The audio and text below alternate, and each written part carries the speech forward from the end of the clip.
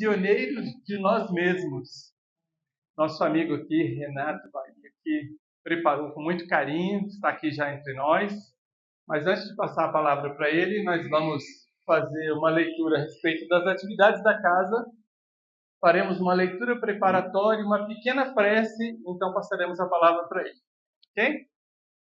Vamos às... Cadê o nosso amigo? Cadê? Atividades da casa. Você quer falar? Ou você quer ler? Então tá. Evangelização infantil. Todos os domingos, 9h30 às 11 horas, nós temos evangelização infantil. Todas as nossas atividades nós já retomamos agora no início de agosto, para esse semestre que se inicia agora a partir de agosto. Tá? Então, todas as atividades já estão acontecendo na nossa casa. Cada uma dessas atividades é um convite para que cada um veja ali e fale: poxa, eu gostaria de participar disso aí. Vou procurar a pessoa responsável e vou participar, que eu achei bacana isso. Então, nós temos o estudo do Evangelho segundo o Espiritismo toda segunda-feira. É uma oração que se faz aqui para a gente harmonizar o ambiente, para a gente fortalecer a nossa casa. Toda segunda-feira, às 19h30. Qualquer pessoa que estiver passando por aqui e quiser fazer essa prece, vem aqui que será muito bem-vindo.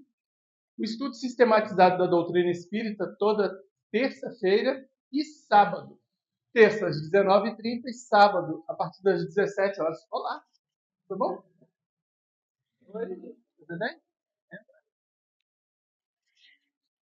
Nós temos turmas, então, nesses 2 dias. E então, quem desejar iniciar o estudo sistematizado da doutrina será muito bem-vindo. Basta nos procurar e aí a gente vai ver qual é o melhor dia para a pessoa se encaixar e começar o estudo. A nossa palestra pública, que é seguida de paz, toda quinta-feira às 20 horas. Essa acontece sempre. Nosso bazar beneficente, que é na sala 216, no final aqui do corredor, que ele é presencial e é também virtual. Também, quem quiser participar desse bazar, basta entrar em contato com o telefone ali e vai entender como que é o funcionamento do bazar.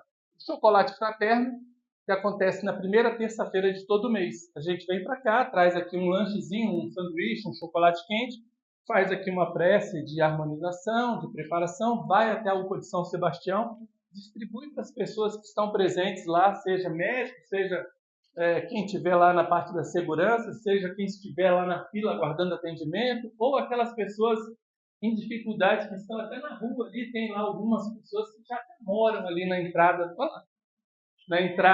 da UPA e que a gente já sabe até o nome das pessoas e eles já ficam aguardando a primeira semana para nos receber. Muitos deles, é a única refeição que eles têm durante o dia. Projeto Almofadas do Coração, são almofadas confeccionadas em formato de coração, aqui nessa sala mesmo, né? Nesses dias aí, na primeira, terceira, quarta-feira do mês. Essas almofadas, elas são confeccionadas aqui e são doadas na rede pública de saúde para as mulheres mastectomizadas. Ajuda na recuperação dessas mulheres, é um conforto a mais e elas gostam muito quando recebem, temos relatos sobre isso. O atendimento médico ambulatorial, que é na quarta sexta-feira do mês. Uma médica trabalhadora e voluntária aqui da casa que atende as pessoas que não têm acesso à rede pública, têm alguma dificuldade, não tem plano de saúde, e ela dá aquele primeiro atendimento para auxiliar essas pessoas. Então, se alguém tiver conhecimento de alguém nessa situação, é só encaminhar através daquele telefone ali que a própria médica vai fazer o agendamento. Tá bom? Leitura.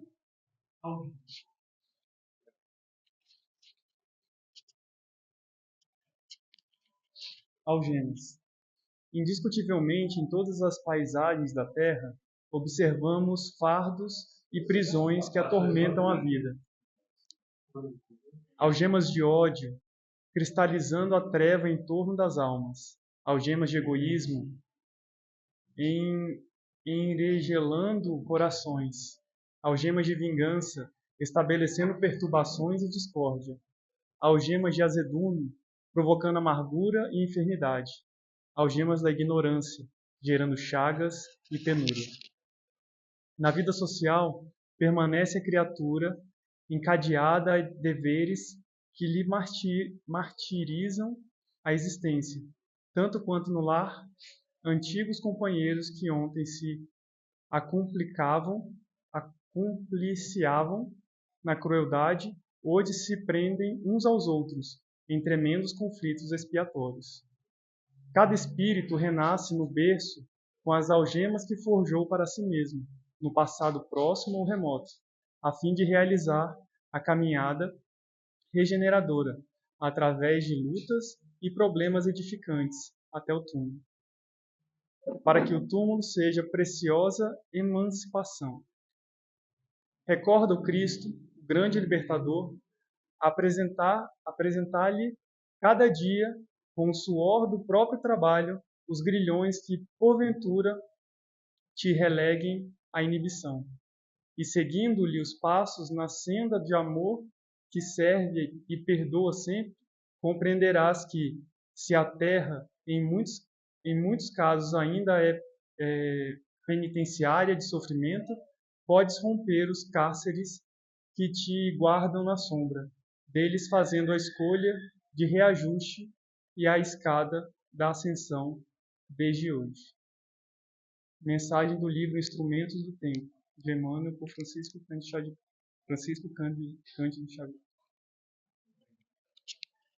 Vou apagar a luz aqui só para ajudar a nossa concentração.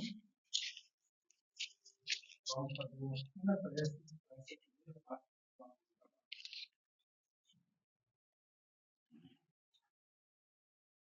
Deus, nosso Pai querido, mais uma vez estamos aqui, Pai, e agradecemos. Agradecemos por esta oportunidade de estarmos reunidos aqui de uma forma tão agradável, fraterna, onde cada um de nós veio aqui buscando o equilíbrio, a paz, o conhecimento. Não importa. O importante é que tivemos a vontade de estarmos aqui e nada nos impediu isso. Temos uma jornada longa pela frente, cada um de nós, mas graças ao Senhor, bom Pai, não estamos sozinhos. Estamos aqui unidos, porque sabemos que a caminhada fica um pouco mais leve quando estamos juntos, nos ajudando, contribuindo uns com os outros nessa caminhada. Muito obrigado, Pai.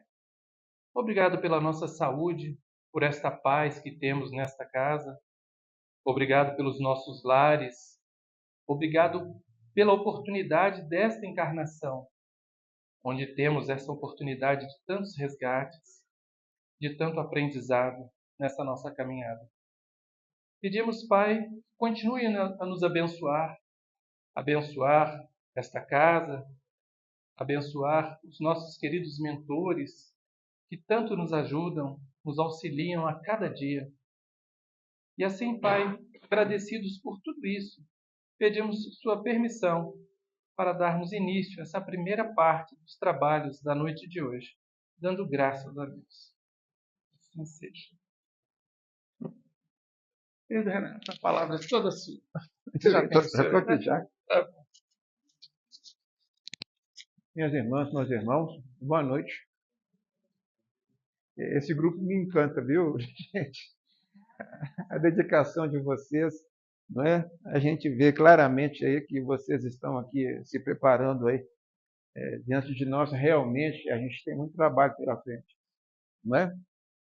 Coração do mundo, a parte do Evangelho, tem muito o que fazer aí, na verdade, nos próximos séculos, não é? Nós temos um papel aí a cumprir. E esse grupo aqui, podem ter certeza, vocês aí estão no caminho aí para cada vez mais aumentarem os trabalhos, né? Estão treinando para isso. A gente já acharam o tema interessante, né? Prisioneiros de nós mesmos. Isso é uma verdade inconteste, não é? A doutrina espírita, ela consegue chegar nesse ponto, sabe? Nos mostrar que isso é uma realidade muito grande. Tem essa frase, prisioneiros de nós mesmos, e outras frases também que têm o mesmo significado. Outra delas é, né, que ninguém nos faz mal, a não ser nós mesmos. É esquisito isso, né? Você falar para uma pessoa que não tem um entendimento de doutrina espírita, não é? Tudo mostra que é o contrário. Mas ninguém nos faz mal. Deus é a inteligência suprema. Não é? Isso é a primeira informação que a gente tem. Inteligência suprema. E ele realmente, ele não permite que nós jamais seríamos injustiçados, jamais seríamos vítimas, a não ser de nós mesmos. Não é? Como é que a gente pode expor isso? Vamos para o Evangelho? Eu selecionei aí. O Evangelho tem 238 fatos, histórias. Muita coisa, não é? E nesses 238 fatos, nós escolhemos aí 3. Vamos ver se a gente fala os 3, não é? O primeiro fato, vamos dar uma chegadinha no primeiro Evangelho. Qual que é o primeiro Evangelho? Mateus. Tá? Mas esse fato, ele está em Mateus, está em Marcos e está também em Lucas. Nós chamamos esses evangelhos de sinóticos. E nos 238 fatos, nós temos 53 que estão em 3 evangelhos. Este é um deles. Mas a maneira que ele é mais claro é em Mateus. O capítulo 9 do Evangelho de Mateus é aquele capítulo que Mateus conta, entre outras coisas, a chamada dele. Não é? Então, no capítulo 9, é no 2º de Marcos e no 5º de Lucas. Tem esse fato que a gente queria aqui para vocês. Esse fato é interessante, se eu souber contar. Vamos lá? Vamos para Cafarnaum. Cafarnaum, já ouviram esse nome?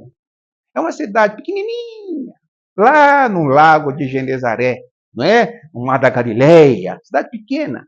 Lá era a base de Jesus. Jesus ficava lá constantemente. Na verdade, fica na Galileia, é no norte de Israel. Gente, hoje em dia, lá está tão difícil, tá? Muito difícil. Por causa de guerra.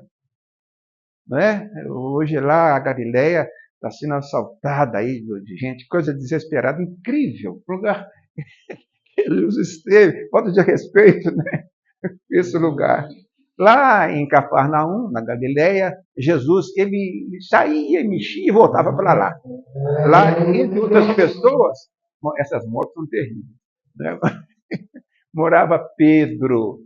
Pedro morava lá. A casa de Pedro era uma casa confortável. Pedro tinha uma empresa de pesca. Sabiam disso? Ele, o irmão dele, André, não é? Eles eram sócios de Tiago Maior, não é? E quem? João Evangelista. Eles tinham empresa de pesca. Eles pescavam, não é? E, ou seja, eles eram organizados, tinham posses. A casa de Pedro era uma casa de 2 andares. Era uma casa ampla, onde Jesus ia muito. Essa casa deles ficava bem na beira do lago. E lá, numa manhã, Jesus chega em Cafarnaum e vai para a casa de Pedro. O capítulo 9 de Mateus nos conta assim, meados, né? Dá para cá, em meados dos 3 anos de Jesus.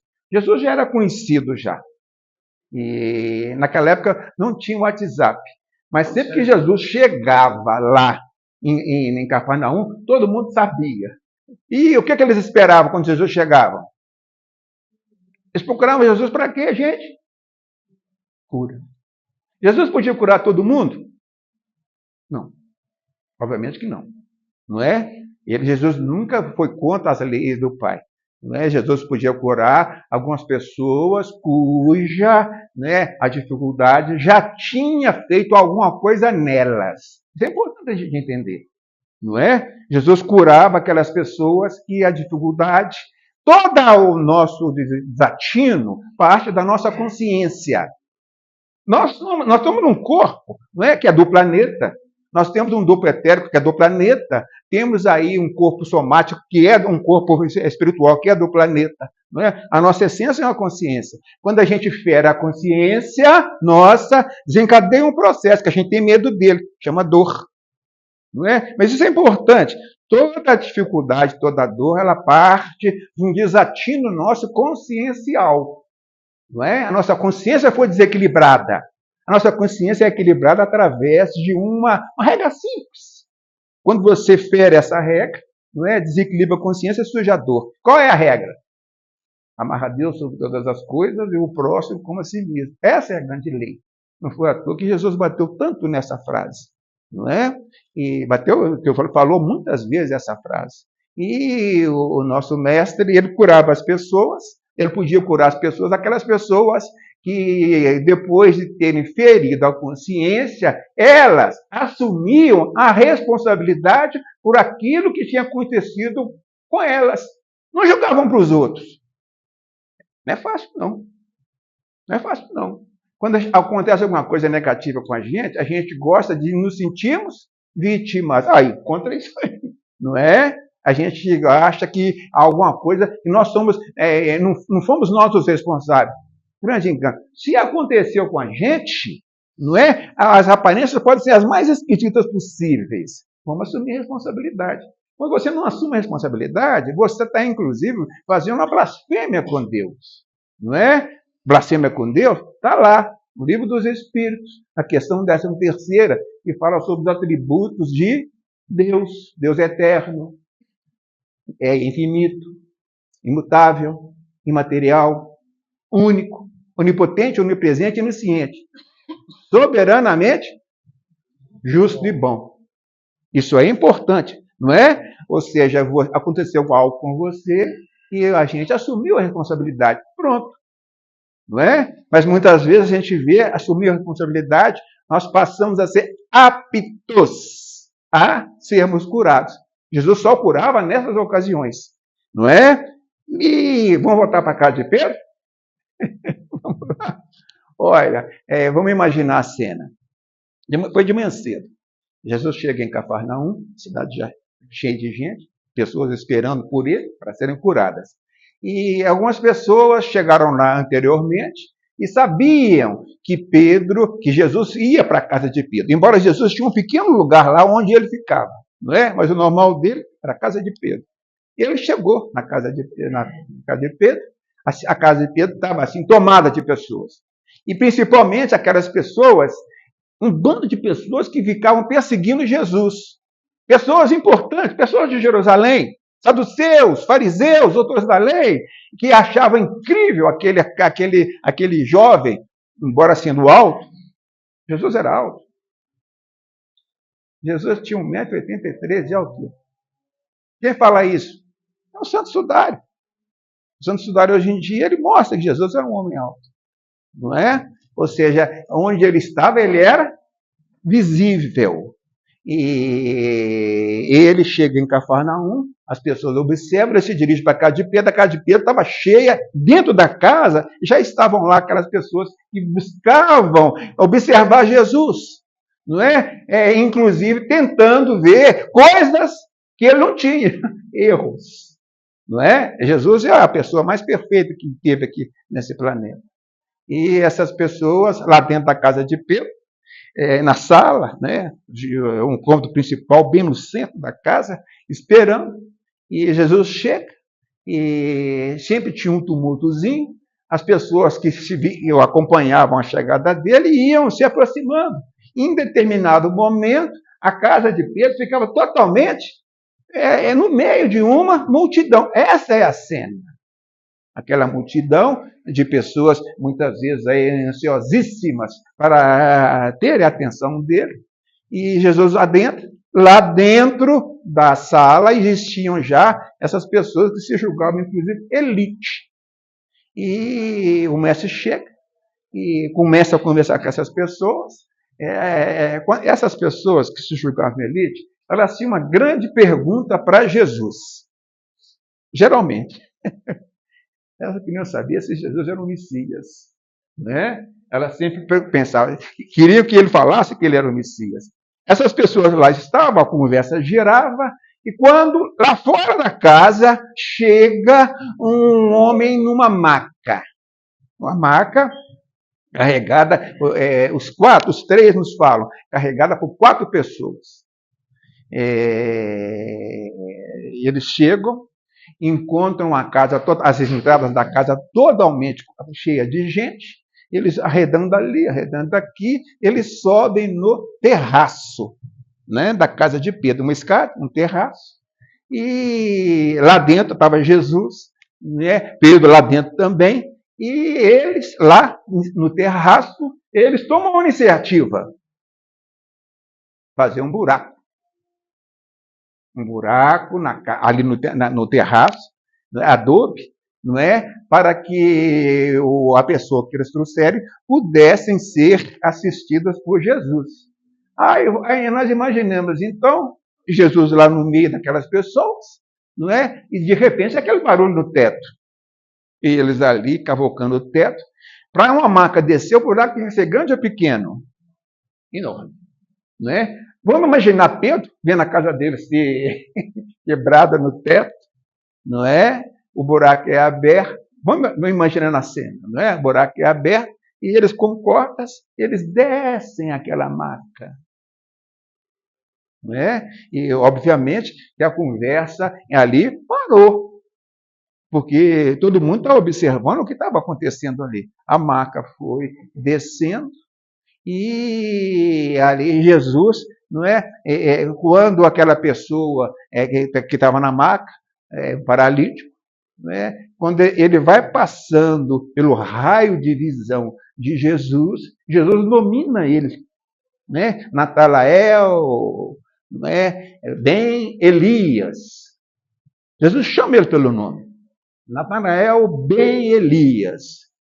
Seus pecados estão perdoados. Olha a frase de Jesus.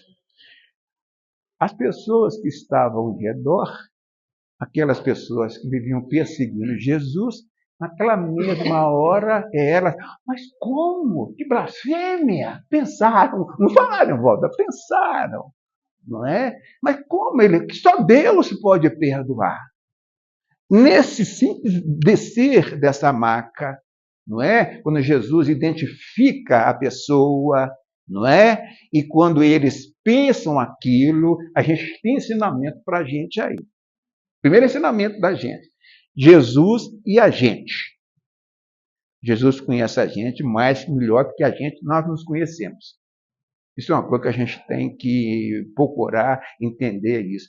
Não tem como a gente esconder coisa de Jesus. Não tem. Não é? Ele conhece as nossas vidas. A nossa relação com Jesus é extremamente profunda. Isso é bom, gente, esse assunto. Não é? Porque a gente acha que ele não é um irmão distante da gente. Não é, não. Ele é uma pessoa muito próxima da gente. Não é? E o conhecimento que ele tem da gente, ele mesmo, através de uma metáfora, de uma figura, não é? Ele procurou mostrar isso para a gente. Quando você for no Evangelho de João, não é? O Evangelho de João, aquele evangelho, é que João era uma das pessoas mais perto de Jesus. O mais jovem dos apóstolos, não é? João, no capítulo 15, ele, falando sobre a Santa Ceia, ele nos fala um momento no qual Jesus mostrou essa relação para a gente. Ele falou, fez uma figura, né, dizendo que o Pai, Deus, é o agricultor, e que Jesus é a árvore e nós somos os galhos. Não é? Isso aqui é uma maneira que ele colocou para mostrar a relação deles. Não é? Ou seja, a relação profunda que Jesus tem com a gente. E é por isso que ele conhece a gente muito bem. E quando esse Natanael Ben Elias, quando ele começa a descer, Jesus olha para ele e sabia o nome dele. Inclusive sabia também das coisas que ele tinha feito. E sabia também que ele tinha adquirido aquela condição. Que condição? Ele tinha, ao longo dos anos que ele ficou paralítico, não é? Ele tinha assumido a responsabilidade pelo que tinha acontecido para ele, não é? Tornando-se apto a ser curado por Jesus, não é? Isso é importante para a gente. Obrigado. Isso é importante para a gente pensar nisso. Nós todos temos dificuldades. Não é? A gente é assolado aí por alguma dificuldade física, dificuldade mental. Olha, a condição que a gente tem o recurso, não é? De sermos aí auxiliados nesse trabalho, é exatamente isso. Não é? Em cada circunstância, a gente saber se está acontecendo comigo, eu sou o responsável. Esse moço já tinha feito isso já. E aí, não é? Ele reconhece e diz isso para ele. E existe aí, nesse fato também, um outro detalhe que é importante a gente observar. Não é? Essa relação de proximidade que Jesus tem com a gente, minhas irmãs e meus irmãos, permite que ele perceba os nossos pensamentos, o que a gente pensa. O nosso pensar é uma coisa muito importante, não é? Nós somos o que nós pensamos. Isso é bom a gente pensar nisso, não é? É por isso que o indiano, o oriental, gosta tanto de meditação. É importante meditar, e realmente é. Meditar é você parar um pouquinho e acompanhar o que passa pela sua cabeça. Não é ficar sem pensar. Nem tentem ficar sem pensar, que a gente não consegue. Não é? É observar o que a gente está pensando. Isso aí é uma maneira muito grande de nós nos conhecermos. Não é? É por isso que no livro dos Espíritos, no finalzinho da terceira parte, Santo Agostinho deu aquele conselho para a gente. Você lembra daquele conselho? Né? Que conselho que foi esse? Ao deitar, não é? Ao deitar, nós vamos deixar o corpo físico e vamos usar nosso corpo espiritual para ir no mundo verdadeiro, que é o mundo espiritual. A gente analisa o que nós fizemos no outro dia. E fizemos aí um juízo de valor. Juízo de valor, verificar se a gente queria que os outros fizessem conosco o que nós fizemos com eles. Isso é a maneira de você ver se você está certo ou você está errado. Não é? É uma regra áurea que chama isso. Não é? Ou seja, ali, nesse momento, você faz esse juízo de valor e você analisa as coisas. E nessa análise que a gente faz, não é? A gente vai ver se a gente procedeu certo ou procedeu errado. Inclusive, isso é maravilhoso. Inclusive, garante que essas horas que a gente vai passar no mundo espiritual, essas horas sejam úteis para a gente. Ou seja, Jesus ali, ele percebendo o pensamento daquelas pessoas, ele vira para elas e pergunta assim, o que é melhor eu fazer? Eu dizer que os pecados estão perdoados ou mandar que ele se levante e leve esta maca? Já imaginaram? As pessoas, quando ouviram Jesus falar isso, não é? Como eles perceberam? Jesus pegou o pensamento deles, não é? Ou seja, eles ali que queriam ver se Jesus já era o Messias, só com essa, se fosse eu já sabia, é o homem.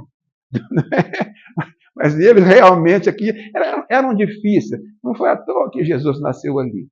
E Jesus faz essa pergunta e ele diz, né, para aquele Natanael, bem Elias, né, levante e leve sua maca. E Natanael, bem Elias. Como é que Jesus faz isso, gente? Não é? Como é que ele faz uma coisa dessa? O que tem dentro dele capaz de modificar a estrutura do nosso corpo físico, não é? Tornando que ele fosse apto a sair levando a maca. A história é cheia de ensinamento. Para o Ben Elias, para as pessoas que assistiram e para nós aí, 2000 anos depois. Não é uma simples história com tanta coisa para a gente pensar como é que a coisa aconteceu. E Natanael Ben Elias, ele levanta e sai com a maca. E aquelas pessoas ali assistiram isso. E, obviamente, também, você lembra que eu falei que a casa de Pia estava cheia de pessoas também? As pessoas podem perceber, todo mundo sabia, todo mundo viu que ele entrou ali numa maca e saiu carregando a maca. Não é? Ah, meu Deus do céu. Eu fico imaginando as pessoas que também tinham suas dificuldades, não é, físicas. Como é que exacerbou-se nelas, né, a vontade de chegar em Jesus, de Jesus fazer aquilo com elas. E ali isso aconteceu, não é? Ali o resto do dia Jesus ali dedicava aquelas pessoas à cura, né? Muitas vezes também a energizar aquelas pessoas, Até que, no final do dia, não é? Agora a gente tem que sair um pouquinho do Evangelho e ir para Amélia Rodrigues, Primícias do capítulo 7. Vamos lá para o capítulo 7. Tem o complemento dessa história. Gente, o dia vai chegando ao fim. E aí, Jesus, aquelas pessoas cercando, não é? Aquelas pessoas aprendendo, muitas curas, muitas coisas aconteceram. No final do dia, Pedro, não é? Jesus estava na casa de Pedro. Pedro percebeu que Jesus já estava cansado, não é? Aí Pedro chega onde Jesus estava e pede: vamos dar um tempozinho aí para o mestre. Vamos dar um tempo para ele descansar um pouco. Aí Pedro tira Jesus do meio daquelas pessoas, adentra na casa. Eu não sei se o teto já tinha sido arrumado. Isso ninguém fala com a gente até hoje. Mas ali Jesus vai para o fundo da casa, não é para o quintal da casa. Eu falei com vocês que no quintal da casa era na beira do lago. A Amélia fala com a gente que ali, a noite chegando, não é? Ela enaltece a noite, a beleza da noite e tal, e ela nos fala que o mestre, ele se separa um pouquinho e sozinho ele se dirige lá para o quintal. Bacana. Ela fala que ele sentou num tronco de uma árvore, não é? E lá ficou, no tronco da árvore. Você imagina um homem de 1,83 m sentado no tronco de uma árvore, não é? Aí tem uma coisa interessante nessa história de Amélia também. É capítulo 7 de Primícias do Reino. É o primeiro livro dela. Esse livro, mais ou menos da década de 60 do século passado. É de Valdo Franco. E ali ela nos conta que, passado algum tempo, acredito que fizeram alguma comida, alguma coisa aqui, Pedro foi lá chamar Jesus, que estava sentado no tronco lá, contemplativo. Jesus, ele se afastava um pouquinho, às vezes, não é? Para se reenergizar, para sentir também, não é? A presença de Deus, não é? Sentir a presença de Deus. É muito importante isso. Sabe por que isso é importante? Isso é um dos ensinamentos mais antigos que a gente tem, não é? A nossa relação com Deus. Qual é a nossa relação com Deus? O que é Deus para a gente? É um velhinho que às vezes fica nervoso? Não é. A gente vive em Deus. Nós nos movemos em Deus. Nós existimos em Deus. Não é? A gente vive nele. Ou seja, a nossa relação com ele é muito profunda. Ele está dentro da gente. Nós estamos dentro dele. Jesus, na sua capacidade espiritual altíssima, né, ele percebia isso. Não é? Não é preciso a gente estar em qualquer lugar diferente, não. Basta parar um pouquinho e pensar em Deus. Sentir Deus. Jesus fazia isso. Meu Deus do céu, que Jesus podia para isso. E como nós precisamos de fazer isso também. Parar um pouquinho e sentir Deus. Né? Lá estava Jesus nesse sentimento. Pedro se aproxima. Aí a Amélia começa a nos falar sobre a beleza física de Jesus. Não é, Pedro? Vamos imaginar a cena. A noite caindo, não é? Jesus sentado na árvore, Pedro chega para chamá-lo e de longe Pedro observa Jesus. Pedro começa a observar a beleza física de Jesus. Não podia ser diferente. Né? Realmente, ele, além da beleza espiritual, o físico dele também era muito, muito, chamava atenção. A gente tem carta de Públio Lentulus falando sobre a beleza de Jesus. A gente tem cartas, hoje em dia, recém-descobertas de Pôncio Pilatos, um relatório que ele mandou sobre a pessoa de Jesus, nas quais os dois, Pôncio Pilatos e Públio Lentulus, não é? Públio Lentulus é Emmanuel, não é? Falando sobre a beleza de Jesus e quem mais? Maria, mãe de Jesus. Não é? Eram pessoas realmente que externavam. As nossas palavras são muito pobres para falar em coisas desse tipo. não é? Mas o importante ali é que a Amélia trouxe isso para a gente. Pedro, observando Jesus, ele vê lá, ele sente a beleza de Jesus, não é? E ali, Pedro parou um pouquinho, observou, aí foi lá chamar Jesus. Ele começa a se aproximar de Jesus e ele percebe que Jesus estava chorando. Não é? Eu tenho algumas histórias nas quais eles nos falam que Jesus estava chorando. Não é? Aliás, o menor versículo do Evangelho está no capítulo 11 do Evangelho de João, que é simplesmente: e Jesus chorou diante de uma mulher que tinha perdido a família, um irmão, e estava muito sensibilizada. Maria, irmã de Lázaro. É o versículo menor do Evangelho. E Jesus chorou. Não é? Ali, Pedro observa que Jesus estava chorando. Aí Pedro fica: Deus do céu, não é? Aí ele, com muito jeito, né, para não perturbar Jesus, ele se aproxima de Jesus e: mestre, o senhor hoje curou tantas pessoas, ajudou tantas pessoas, por que é que o senhor está chorando? Chorando de alegria, chorando de cansaço? E Jesus falou assim: não, eu choro da fragilidade humana. Pedro: mas como? Aí Jesus dá por que ele estava chorando? Jesus fala, capítulo 7, Primícias do Reino. Pedro, Natanael ben Elias, que nós curamos hoje na sua casa. Você sabe onde ele está agora? No bordel. Aqueles amigos que levaram ele na maca resolveram fazer uma confraternização com mulheres bebidas. Jesus ali contra Pedro, não é? Que Natanael ben Elias, que já tinha passado por tanta dificuldade, era um prisioneiro dele mesmo, não é? Prisioneiro de algo dentro dele, não é? Que ele não conseguiu sair fora dessa coisa que teve dentro dele, não é? Na verdade, isso é a matéria, não é? A matéria que a gente está envolto nela, ela exacerba muito a gente, não é? Muito orgulho. Aliás, orgulho é o principal da dificuldade nossa, não é? Egoísmo, vaidade.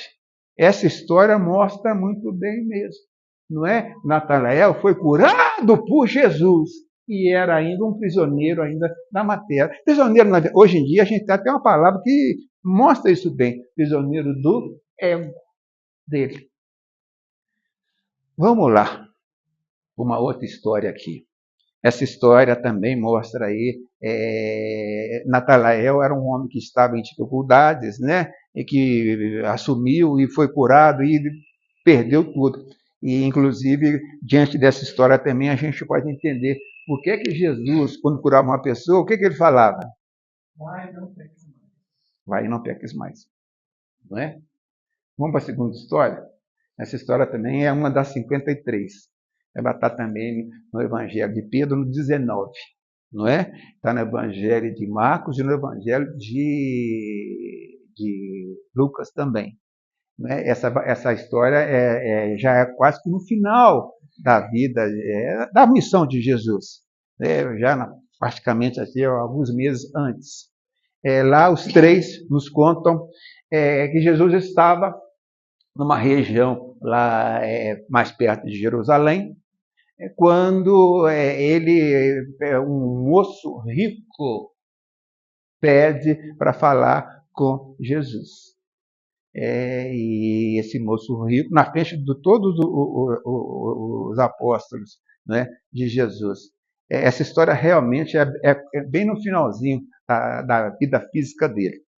E aí esse moço, ele é um homem rico, de posses, não é? Um jovem, tinha saúde, tinha dinheiro e tudo. Aí era um homem cumpridor dos deveres dele. Ele procura Jesus e fala, né? Começa a conversar com Jesus, Jesus atende. Ele começa a falar com Jesus que ele sempre procurou cumprir a lei. A lei de Moisés, aliás, é uma coisa muito difícil, cumprir a lei de Moisés.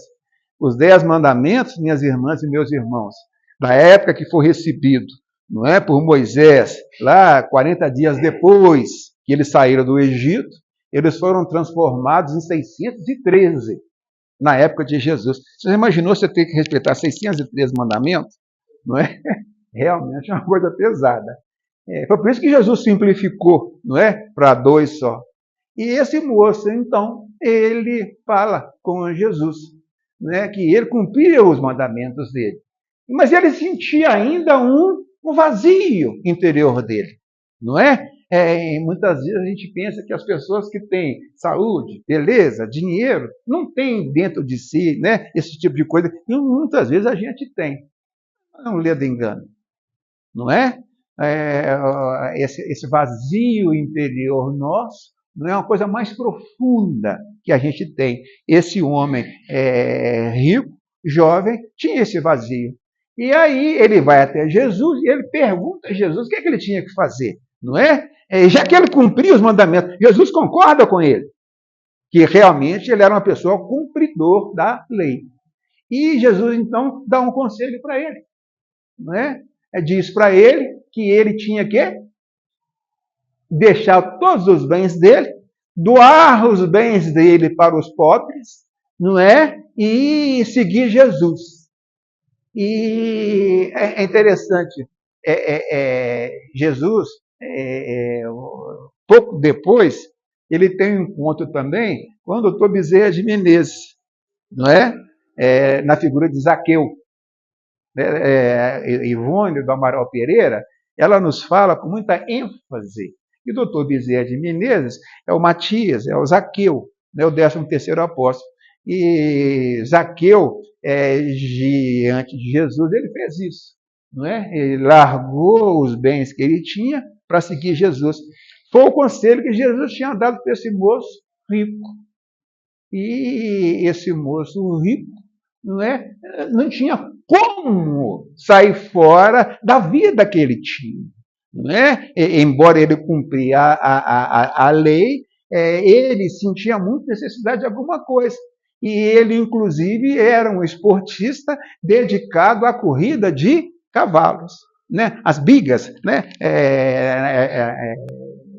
Ali, naquelas cidades que os romanos construíram, Tiberíades, mesmo, Marítima, até hoje a gente vê lá os arcabouços, isso, tinha um lugar muito grande de corrida de cavalo, de bigas, cavalos. Já assistiram aquele filme Ben-Hur, né? A geração mais antiga assistiu aquele filme, aquelas corridas que tinham. Esse moço gostava disso. E a nossa Amélia Rodrigues nos fala que eu já vi 1 semana, 2 semanas depois, esse moço morreu numa corrida de cavalos. Não é? São 2 histórias que a gente vê mesmo, que a pessoa, na verdade, ela não tinha libertado de si mesmo. Não é? Ou seja, eram prisioneiros dessa parte. Hoje em dia, é até mais fácil para a gente, prisioneiros do ego nosso. Não é? Isso é para a gente ficar pensando também. Quem é que manda na gente? Não é? Dentro da gente. Quem é que fala conosco? Quem é que nós seguimos? O que é que nós estamos procurando? Essa parte espiritual nossa, não é? Essa parte espiritual nossa, na verdade, a maioria das nós, ela está meio cambufada, que é a nossa consciência, não é? A nossa consciência é uma vozinha que mexe com a gente, que chama a gente. Muitas vezes a gente tenta enganar a consciência, não é? E tem essas consequências. Minhas irmãs e meus irmãos, antes de contar a terceira história, não é? Essa terceira história fala de uma pessoa que desenvolveu-se inicialmente num ambiente muito pesado e depois conseguiu se libertar, não é? Mas antes, vamos dar uma olhadinha no que a doutrina espírita fala conosco sobre essa questão, não é? Essa questão que é sobre o que acontece conosco no nosso dia a dia. Olha, a doutrina espírita, ela nos fala que todos nós, não é? Nós nos relacionamos com as pessoas, É impossível não nos relacionarmos. Essa relação nossa com as pessoas, ela não se dá assim por acaso, não é? Existe uma lei. Principalmente quando uma pessoa vai fazer alguma coisa conosco, ela não faz assim porque ela quer. Tem que ter um antecedente na nossa vida que justifique isso. Isso é importante a gente entender isso, não é? Nada é por acaso. A gente sabe dessa frase, mas a gente não raciocina em cima dessa frase. Né? Quando uma pessoa vai agir, não é, conosco, ela só faz isso se tiver um antecedente que nós temos feito no passado. Isso é muito importante a gente entender esse raciocínio que a doutrina nos faz ter, não é? Ou seja, esse antecedente, ele que permite que uma pessoa faça algo conosco. Por exemplo, a gente vê hoje aí muita violência, né, existindo aí entre a gente. Muita violência. Mas essa violência, geralmente, alguém faz algo com outra pessoa, não é? Nós estamos aqui agora, se chega um acelerado aqui e dá um tiro em mim, não é? Aí, ele estava falando e levou um tiro. Não é? A gente nunca vai entender que, na verdade, para que essa pessoa entrasse aqui e me desse um tiro, tinha que ter um antecedente na minha vida que eu justificasse isso. Ou seja, eu fiz alguma coisa parecida numa vida passada. Não é? Quando essa pessoa vem aqui e faz isso comigo, na verdade, essa pessoa, não é, baseada nesse antecedente, ela me dá uma ocasião de tirar aquilo que eu fiz. Difícil o raciocínio? Olha, desde que eu perdoe essa pessoa que fez isso comigo. Vocês já pensaram por que Jesus insistia tanto na questão do perdão? Não é? Quando uma pessoa faz algo com a gente, eu repito, é que tem um antecedente. E quando você entende isso e perdoa aquela pessoa que fez aquilo com você, não é? Jesus foi muito enfático nisso. Em Mateus, no capítulo 18, não é, de Mateus, tem até uma passagem de Pedro perguntando para Jesus quantas vezes eu devo perdoar. Não é? E Jesus é enfático. Não, Pedro fala o que as Escrituras falavam, 7 vezes. E Jesus fala, não, 70 vezes 7. Não é? Quando você perdoa alguém que fez algo com você, não é? Você tira do seu passado aquilo que você fez. Não é? Você se liberta. Muitas vezes nós somos escravos até de coisas que nós fizemos no passado. Quando surge a ocasião de perdoar, muitas vezes a gente não consegue. É só cada um olhar para dentro de si mesmo. Não é? Olhar para dentro de si mesmo. Se existe alguma pessoa a qual a gente tem essa dificuldade em perdoar.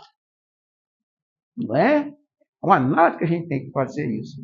Quando a gente consegue fazer esse perdão, nós nos libertamos disso. Não é? A libertação é feita exatamente nesse momento. O que acontece com aquela pessoa que fez com a gente?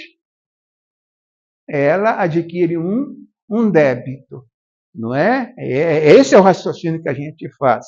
E quando a gente perdoa, a gente simplesmente tira a coisa que nós fizemos. Não é? Por isso que a gente fala que não existe, na verdade, no raciocínio mais profundo, não existe injustiça no mundo.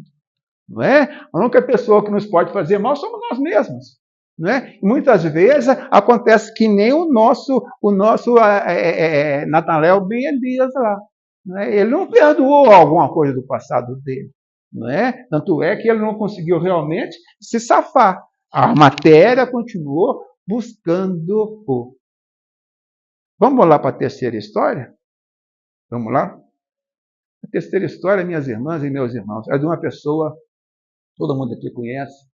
Jesus fez questão de notabilizá-la no Evangelho. Uma pessoa que começou com a vida muito difícil, não é? Uma pessoa que foi dado para ela algo, beleza, não é? E ela usou essa beleza de uma maneira errada. Eu estou falando de Madalena. Madalena é fantástica, não é? Maria Madalena foi aquela mulher.